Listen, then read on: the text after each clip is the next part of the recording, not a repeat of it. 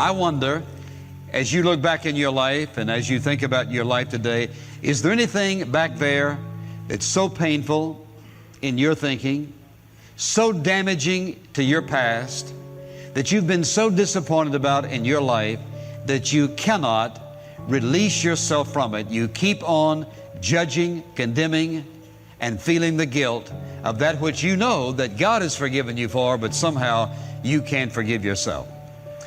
And I've often wondered, well, why do some of us suffer from maybe slight tinges of guilt over past sins, past forgiven sins even? And for others, it's almost overwhelming feelings of worthlessness, feelings of that I just can't measure up, feelings that derail us and take us in directions that we certainly should never go. How do we deal with that? Where do these feelings come from? And how do we deal with the difficulty of guilt? Especially when we know that God's forgiven us, or we feel that He has, it seems that He has, but we just can't quite seem to forgive ourselves.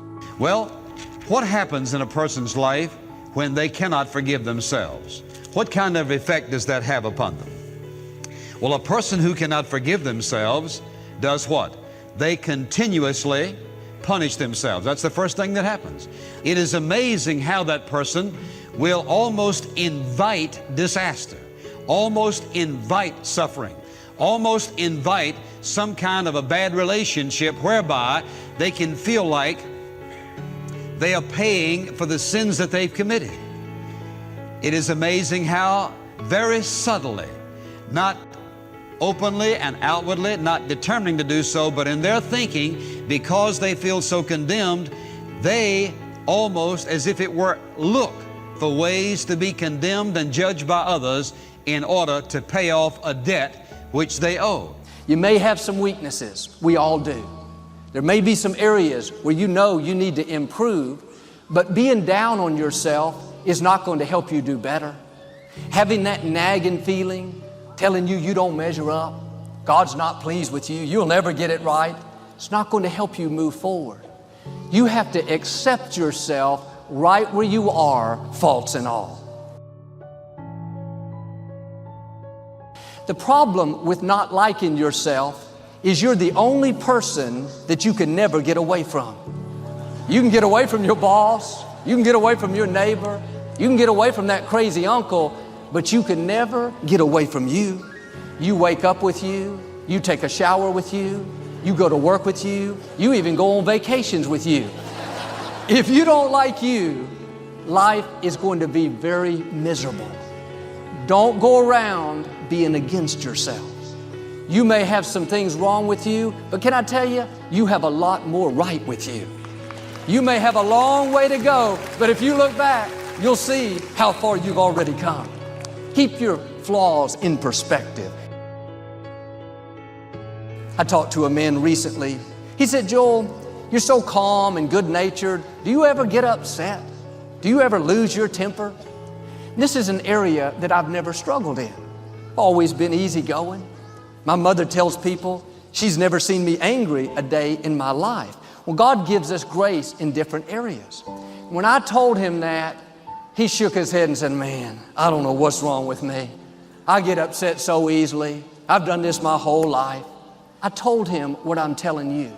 As long as you're down on yourself, feeling like you don't measure up, you can't get it right, that's not only going to keep you from enjoying your life, but it's going to keep you from improving. You have to give yourself a break. You're on the potter's wheel. You can't change yourself. God has to give you the grace to change.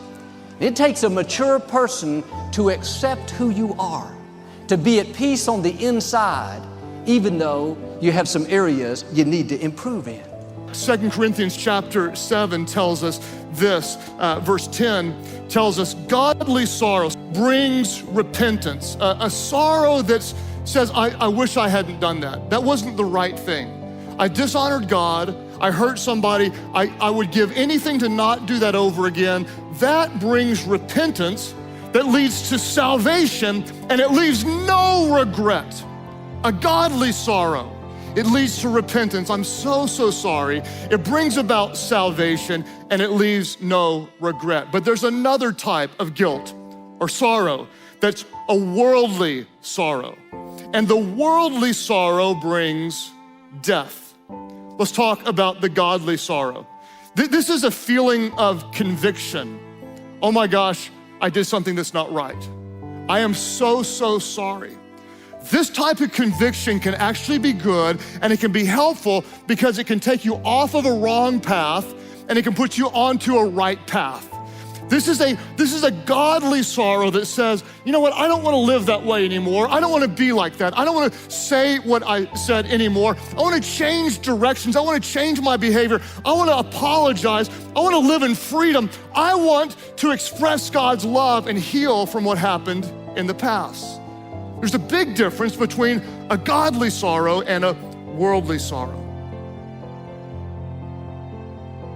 The moment you're dwelling in your shame, your spiritual enemy has you in a corner because shame is the devil's playground. Shame is where he wants you. There's a big difference between a godly sorrow, a guilt, and a shame that personalizes a behavior. What does guilt say? Guilt says, I did something bad. I did something that's wrong, but it's a separate act. It is forgivable. Guilt says I did something bad. Shame says I am bad.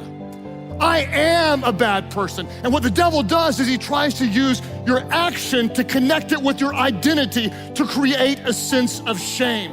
From this moment forward, the devil wants you to believe you are pathetic, you are worthless, you are useless. God will never use you again. After what you thought, after what you said, you'll never be happy, you'll never be blessed, you'll never measure up, you'll never have a real ministry, you'll never have a great marriage, your kids are never gonna honor you, you're never gonna have a great legacy, you're always gonna be marked by that thing you did because you are bad. The pain you're experiencing, that's just payment for your past. You deserve that. The moment you start dwelling in shame, your spiritual enemy has you exactly where he wants you.